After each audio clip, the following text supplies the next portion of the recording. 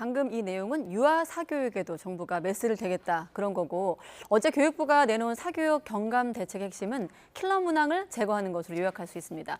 다시 한번 정리해보면 최근 3년간의 수능 또 올해 6월 모의평가에서 등장한 킬러 문항도 공개했지만 EBS 교재와 연계한 문항까지 선정이 되면서 오히려 수험생들 또 학부모들 혼란이 더해지고 있다 이런 지적도 나오고 있습니다. 이런 가운데 기말고사를 코앞에 두고 그야말로 코앞에 두고 최근 개통한 4세대 교육행정 정보 시스템이죠. 나이스에 어이없는 오류가 속출하기도 했습니다. 오늘은 황유진 교사노조연맹 수석 부대변인과 함께 내용 이야기 나눠보겠습니다. 네, 안녕하십니까 대변인님? 안녕하십니까. 네. 교사노조연맹 수석 부대변인 황희진입니다. 네. 오랜 기간 학생들을 가르치셨다고 들었는데 자 교사노동조합 연맹 소개와 함께 좀 직접 소개해 주시죠. 네, 저는 고등학교에서만 20년 동안 학생들을 가르쳤고요. 네. 교사노조연맹은 전교조나 또 교총, 한국교총과 다르게 새로운 MZ세대가 주력으로 네. M세대 60%, G세대 15%, 그래서 젊은 세대가 75%의 주요 조합원으로 구성된 새로운 교사노동조합입니다. 네, 20년 정도 고등학생만 가르치셨다고 하면 네. 언뜻 계산해서 수능 이후 세대를 주로 가르치신 그렇죠. 거네요? 저도 수능 이후 세대이고 예, 그런 아이를 가르쳤습니다. 네, 어떻습니까? 그때도 킬러 문항, 뭐 사교육 이런 문제가 계속 제기됐었나요? 예전에도? 점점 더 심해지고 있다고 생각이 듭니다. 네. 저는 사회문화를 가르쳤는데요. 사회문화 같은 경우가 수능에서 가장 많은 학생들이 선택하는 과목이거든요. 네. 거기서도 사회문화의 주요 교과의 목적에 부합하는 내용이 아닌 그 변별력을 기르기 위한 문항들이 꼭 한 문제씩 출제가 됩니다. 네, 그렇기 때문에 이번에 그 정부에서 킬러 문항을 제거하겠다라는 본 취지는 어떤 것인지 저희가 이해는 됩니다. 네. 방향성에 동의한다 이렇게 들리거든요. 그러니까 사실은 교육과정 이외의 문제를 출제하지 않는 것은 대단히 상식적이고 타당한 일입니다. 네. 그런데 이번에 발표가 사교육 경감 방안 차원에서 발표됐다는 점에서 생각해 봤을 때 사교육 경감을 시킬 수 있는 방안인가에 관해서는 약간 우려사항이 있습니다. 네, 그런 우려의 목소리를 한번 하나씩 질문 드리겠습니다. 네. 지금 저희 어제 사교육 경감 대책 발표와 함께 이제 킬러 문항 22개가 공개됐는데 사실 킬러 문항 정확하게 이제 합의된 개념이 있는 건 아닌 것 같고 아직은 초고난도 문항 정도로 이제 저희가 와닿는 좀 단어인데 교육부가 또 내린 정의도 좀 다른 것 같고요. 어떻습니까? 네.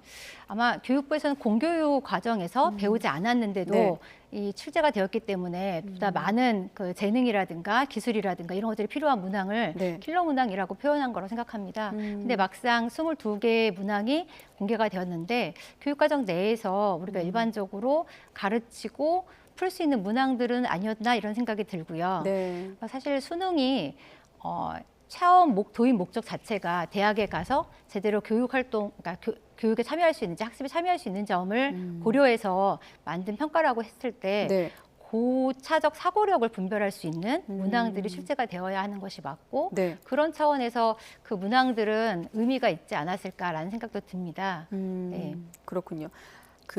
지금 보면은 교육부의 설명을 보면 공교육에서 다룰 수 있는지가 중요하다고 했거든요. 그렇죠. 그런데 공교육을 기준으로 잡는 것과 교과 과정을 또 기준으로 잡는 것도 좀 다르게 들리는데 어떻습니까? 그렇죠. 그래서 교과 과정 내에서 다루면서도 고차적 사고력을 키울 수 있는, 그러니까 판별할 수 있는 문항이라면 지금과 같은 형태로도 출제될 수 있다고 생각을 합니다. 지금 한 가지 일각에서는 어떤 지적이 있냐면 교육부가 예시로 내놓은 킬러 문항 가운데 정답률이 36%나 되고 EBS 교재가 연계된 것다 이런 지적은 어떤 건가요? 그러니까 그 킬러 문항이라고 했을 때는 진짜 정말 그 변별력을 위해서 출제를 했다고 하면 36%나 정답률이 36%나 나왔다는 것은 변별력에 의미가 있을까 이렇게 볼 수 있는 거고요. 또 계속해서 교육부에서는 EBS가 연계해서 출제하겠다라고 했었기 때문에요. 이거를 아주 그 정상적인 범주 이외의 것으로 볼 수 있는가라는 점에서 의문이 듭니다. 지금 교육부는 정답률 같은 걸 공개하면 이제 상당한 부작용이 우려된다고 하고 있는데 지금 저희가 이렇게 관련 보도를 쭉 이어보고 현장 목소리를 들어봐도 일단 킬러 문항에 대한 정의가 좀 합의가 필요할 것 같은데 현장에 오랫동안 계신 선생님으로서 어떤 좀 아이디어가 있을까요? 킬러 문항을 규정하기 위한 규정하기 위한. 근데 저는 그보다도 이 킬러 문항이라는 것이 변별력 때문에 있는 거잖아요. 그리고 변별력이라는 것은 킬러 문항을 없앤다고 해서 이 시험 자체가 수능이라는 시험 자체가 그 변별력을 위한 시험 목적으로 사용이 네. 된다면 그거는 어디서든지 간에 이 킬러 문항이 없어진다 하더라도 발생할 수 있는 문제라고 생각합니다. 그래서 도리어 학부모님들이 지금 하나라도 이제는 킬러 문항이 없다면 하나라도 틀리면 안 되는구나. 쉬운 문항은 더더욱 틀리면 등급에서 갈리기 더 불리하기 때문에 네. 더 이제 걱정을 하시게 되는 거거든요. 근데 그런 차원에서 대안이라고 하신다면 저희가 제시할 수 있는 대안보다는 네. 염려되는 점을 말씀을 드리고 싶은데 네. 수능에서 앞으로 그러면 어떤 문제가 나올 것인가. 지금 어려운 문제 내지 말라고 하였으니 네. 시간을 더 많이 끌 수 있는 문제. 그래서 시간 내에서 누가 더 많은 문제를 풀고 정답을 맞힐 수 있는가라는 방향으로 가지 않을까 우려를 하는 겁니다. 그렇게 된다면 그만큼 더 많은 기계적인, 그러니까 훈련을 더 많이 한 게 필요하다고 생각을 하기 때문에 이런 측면에서 사교육 기관을 더 찾을 수도 있는 부작용이 나올 수도 있다고 생각합니다. 아, 그러니까 킬러 문항 단순히 없앤다고 해서 해결될 문제는 아니고 그렇죠. 변별력을 위한 어떤 수능이란 제도가 살아있는 한은 그렇죠. 계속된 논란이다. 지금 네. 조금 전에 하나라도 틀리지 않기 위한 이쪽으로 흐를 수 있다고 말씀하셨는데 네, 결국 맞습니다. 그 하나라도 틀리지 않기 위한 또 사교육 시장이 만들어질 수도 있겠다 이런 생각이 들거든요. 그렇죠. 사교육을 받는 가장 근본적인 원인은 학부모와 학생의 불안입니다. 근데 이 킬러 문항이 없어졌다고 해서 그 불안감이 사라질 것이냐? 네. 그렇지 않다는 거죠. 네. 그러네요. 불안. 네. 결국 이 불안이 이쪽 불안으로 옮겨올 수 있다라는 게 맞습니다. 선생님의 네. 생각입니다. 변별력 계속 말씀하시는데 지금 수능이 5개월 남은 상황에서 교육부가 변별력 확보 방안을 내놓지 못했다는 점도 이제 현장에선 혼란의 한 갈래로 꼽히고 있는 대목인데 어떻습니까? 네, 맞습니다. 지금 무엇보다도 지금 이제 오늘 고3 선생님들과 제가 전화 통화를 했는데요. 네네. 이게 앞으로 어떻게 될지 모르니까 더 불안하셔서 걱정이 많으시고 9월 모의고사를 이제 주목하고 있다고 말씀하시더라고요. 9월 모의고사가 아마 다른 사인이 되지 않을까 보고 있습니다. 9월 네. 모의고사는 어떻게 좀 방향이 흘러갈까요? 지금 상황으로 봐서는 좀 예측을 더, 해본다면? 좀 네. 쉽게 나오지 않을까 좀 네. 그리고 지금 제가 오늘 시간을 끄는 문항은 주의해야 한다라는 얘기를 했기 때문에 네. 또 다른 방안들을 고민하시지 않을까 싶습니다. 지금 보면 6월 네. 모의고사 그 결과를 보니까 국어와 수학의 표준 점수 차가 또 역대 최대를 내기도 했거든요. 그러다 네. 보니 이제 9월 모의고사 때 수학이 쉬워지는 것 아니냐 뭐 이런 전망도 있는데 네. 그렇게 한번 질문드리면 어떻습니까? 그렇죠. 그럴 수 있다고 생각합니다. 좀 많은 반복 학습을 통해서 빨리 보고 판단할 수 있는 그런 문제들이 많이 나오지 않을까 생각이 듭니다. 사실 이렇게 킬러 문항 배제 같은 사교육비 경감 대책이 나오고 나서 전문가들이 학생들에게 해주는 조언의 일반적인 내용이 뭐냐면 하던 대로 하라라는 주문이 맞습니다. 많더라고요. 그런 네. 얘기는 선생님으로서 어떠세요? 아, 그거는 당연하죠. 지금은 흔들릴 수가 없고요. 네. 지금 하던 대로 해야 그렇죠. 좋은 결과까지는 아니어도 네. 그렇게 생각이 듭니다. 네, 알겠습니다. 네. 자, 계속해서 나이스 문제. 자, 수능을 5개월 앞두고 이런 혼란이 벌어지는 상황에서 또 기말고사를 그야말로 내일 모레가 기말고사였는데 이런 문제가 터져서 선생님들은 더 혼란스러울 것 같긴 해요. 네.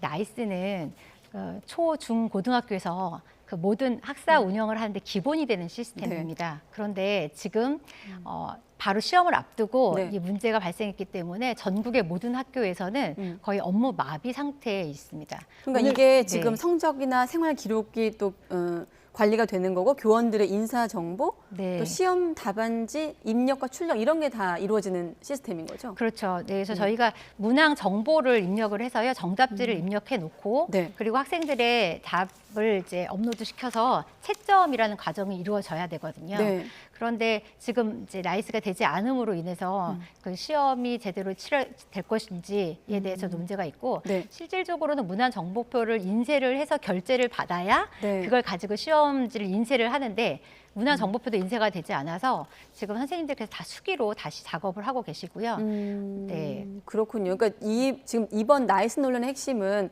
성급하게 이른바 이 지능형 나이스를 공개한 것, 그리고 사태 발발 이후 책임을 현장에 떠넘기고 맞습니다. 있다는 것, 그리고 그래서 어쨌든 일은 벌어졌으니까 대안을 찾아야 되는데 어떤 게 좀 실질적일까 이런 고민을 하기 위한 과정인 것 같은데 가장 예민한 부분이 지금 평가와 관련해서 여러 오류가 발생한 거 네, 아니겠습니까? 맞습니다. 네, 좀 네, 네. 설명해 주시죠. 지금 이제 문항 정보표가 A 학교의 문항 정보표가 B 학교로 출력이 되는 일이 발생한 겁니다. 문항 정보표라는 거는 뭐 그렇죠. 주관식이나 뭐 시험 문제 구성을 그렇죠. 얘기하는 건가요? 그래서 시험 정답지라고 보시면 되겠습니다. 그 시험 정답지가 나이스에 올라가 있는데 네. 그 나이스에 올라간 정답지가 다른 학교로 출력이 된 거죠. 그렇기 때문에 지금 화면에서 보시는 것과 같이 네. 교육부가 지금 공문을 보냈는데요. 그 이유는 A 학교에서 올린 정답지가 어느 학교로 출력이 됐는지조차도 확인을 할 수 없기 때문에 현재 지금 출제된 문항이 있다고 하면 그 문항의 순서를 바꾸라고 하는 공문이었습니다. 아, 그렇군요. 네, 그래서 원래 일반적으로 고등학교에서는 시험 직전에 한 과목에서 한 문항만 다시 재편집을 해도 선생님에게 무거운 책임을 묻습니다. 네. 왜냐하면 그 이후로 평가에 다른 문제가 발생할 수도 있습니다. 뭐 소홀해서 재시험을 볼 수도 있는 문제고 네. 학생 성적에 지대한 영향을 미칠 수 있기 때문인데 지금 전국에서 많은 선생님들이 인쇄를 해놓은 시험지는 파쇄를 해야 하고 다시 재편집하고 재인쇄하고 그다음 저희는 이제 시험지 싸는 걸 재분철이라고 하는데요. 네네. 재분철을 해야 되고 이미 파쇄가 안 됐다면 그 시험 문제지를 다시 보완을 늘 철저하게 지켜야 하는 그런 여러 가지 문제가 발생하고 있고요. 그러니까 선생님들 입장에서 네. 억울한 게 분명히 방학 때 하라고 했는데 이거를 그렇습니다. 학기 중에 해서 이런 네. 문제가 발생했고 그 책임을 시험 문제 다시 내라고 하는 우리에게 떠넘기냐는 게 선생님들의 불만 아니겠습니까? 그렇죠. 이거는 저희 같은 경우에 작년에도 저희가 이 시연을 요구했었습니다. 네. 나이스, 차세대 나이스 어떻게 될 것인지 시연을 요구했고 네. 그리고 올해도 그 1, 2월 달에 하겠다고 했는데 하지가 않아서 4월 달에 다시 요구를 했습니다. 그랬더니 6월에 개통을 앞두고 베타 테스트 기간이 있기 때문에 네. 문제가 없다.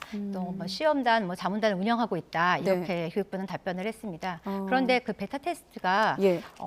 자료를 가지고 한 것이 아니라 그 메뉴의 탭 정도를 이제 확인하는 상황이었고 네. 자문단의 활동도 원활하게 이루어지지 않아서 의견 수렴이 충분히 되지 않은 것으로 저희가 확인되었습니다. 네. 그래서 사실은 베타 테스트라고 하지만 의미 있는 테스트는 아니었던 거죠. 그래서 거기다가 저희가 4월 달에 만났을 때 분명 6월 그 시기는 기말고사를 준비하고 있고 그다음에 수행평가까지 성적이 합산되는 기간이며 네. 그다음에 생기부 입력과 그리고 그 대학 입학 성적을 산출해야 되는, 그러니까 보내야 되는, 전송해야 되는 기간이기 때문에 그때 오류가 발생하게 되면 네. 그것은 교육대에 재앙이 될 것이다. 그렇기 때문에 신중해야 한다라고 얘기했음에도 불구하고 교육부에서는 여러 가지 이제 이유를 들어서 일단 그 이유 중에 하나가 대입 수시 전형이 있기 때문에 9월부터 6월에 했었어야 된다는 게 교육부의 입장이더라고요. 근데 그렇게도 얘기하셨지만 네. 또 사실은 저희한테는 그 학부모 서비스를 가장 적게 덜 찾는 기간이기 때문에 통계를 내서 그 기간을 선정했다라고도 얘기했었습니다. 학부모 서비스라는 건 이 나이스에 접근하는 학부모의 네. 어떤 빈도를 말씀하시는 건가요? 네, 맞습니다. 그런데 지금 이제 와서 생각해 보니 7월이 계약 만료였기 때문에 이랬던 것이 아닌가 저희는 추정하고 있습니다. 혹시 지금 최근에 교육부에서 뭐 물밑으로라도 뭐 해명이라도 그런 게 들은 게 있으십니까? 저희한테 이제 담당자 분께서는 입이 10개라도 할 말이 없다라고 말씀하셨습니다. 네. 이 지금 교사 노조 연맹이 또 의원실과 공동으로 긴급 설문 조사한 결과를 보니까 96.8%가 한 번 정도라도 이 시스템 오류 접속 오류를 겪은 적이 있다고 답을 했더라고요. 네, 맞습니다. 대다수의 선생님들께서 불편을 겪으셨고요. 네. 사실 지금 오늘만 하더라도 창이 열리는데 1분 넘게 시간이 걸리기도 하고 오늘도 그랬어요? 네, 오늘도. 그래서 업무가 정상적으로 이루어지지 않는 상황입니다. 자, 그럼 앞으로 어떻게 해야 될까요? 지금 보면 4세대 나이스는 이렇게 오류가 많고 기말고사 앞두고 이런 일이 벌어졌는데 지금 뭐 일부에서는 차라리 올해까지 3세대를 쓰고 이게 안정화되면 4세대를 쓰는 게 어떻겠냐는 아이디어도 있는데 어떤 게 좀 가장 현실적인 대안이 될까요? 저도 제안을 했던 바인데요. 네. 저도 지금 학교 성적과 학생과 관련된 자료는 네. 안정성이 가장 중요합니다. 그렇기 때문에 불안한 4세대를 쓰는 것이 아니라 3세대로 돌아가서 쓰는 것이 가장 지금으로서는 할 수 있는 최선이 아닌가 근데 싶습니다. 이 시스템이 4세대로 바뀌었는데 다시 3세대로 갔을 때도 혼란은 없을까요? 있습니다. 교육부에 확인해 본 결과 자료 이관을 다시 해야 하고 연계된 기관들을 다시 설정해야 한다고 들었습니다. 네. 하지만 지금 4세대 같은 경우에는 이 클라우드 기반으로 해서 배달 사고가 발생했을 때 그건 치명적인 오류이고 이게 어떻게 될지 모르는데 여기에 대입 전형을 맡길 수 있을까? 그것이 더 큰 혼란을 초래하는 것은 아닌가라는 생각이 들고요. 그래서 교육부에서 좀 더 아주 냉철하고 현실적인 방안을 고민해야 한다고 생각합니다. 이게 보니까 2002년도에 1세대가 네. 등장을 했고 3번 정도 개편이 있었다고 하는데 네, 2002년 한 번, 2006년, 네. 2011년에 3세대였는데 그때는 이런 혼란이 없었나요? 2011년도에도 혼란이 있었습니다. 그때도 학생 성적 처리하는 데 문제가 있었고요. 생기부도 문제가 있었습니다. 네, 그때 혹시 어떻게 해결했는지 여쭤봐도 될까요? 제가 분명 제가 경험을 했었는데 시간이 뭐 네. 10년도 넘은 전 일이기 때문에. 네. 근데 그때도 저희가 혼란이 너무 컸기 때문에 네. 저희가 이번에 그렇게 강하게 주장을 했던 거거든요. 네. 자, 그럼 이제라도 교육부가 아까 우리가 4세대, 3세대 얘기를 했습니다만 현실적으로 교육부가 책임을 진다면 어떤 네. 식으로 좀 전해 보십니까? 이 시점에서. 이 시점에서 우선 안정을 이 상황이 빨리 해결되는 것이 가장 중요하니까요. 안정적으로 시스템을 운영할 수 있는 방안으로서 저는 제가 기술적인 건 잘 모르겠습니다만 네. 학생 안정을 생각한다면 3세대로 가는 것이 맞지 않나라는 생각이 들고요. 예. 그리고 나서 4세대가 충분히 검증이 되고 안정을 되찾은 후에 적용하는 것이 맞다라고 그 생각합니다. 시점은 올해까지로 보시나요? 그렇죠. 네. 지금 이제 대입 자료는 이제 9월에 넘어가야 하는데 네. 그쵸, 지금 불안한 상황이니까요. 알겠습니다. 네. 여기까지 듣겠습니다. 황유진 교사노조연맹 수석 부대변인과 함께했습니다. 오늘 말씀 잘 들었습니다. 감사합니다. 네.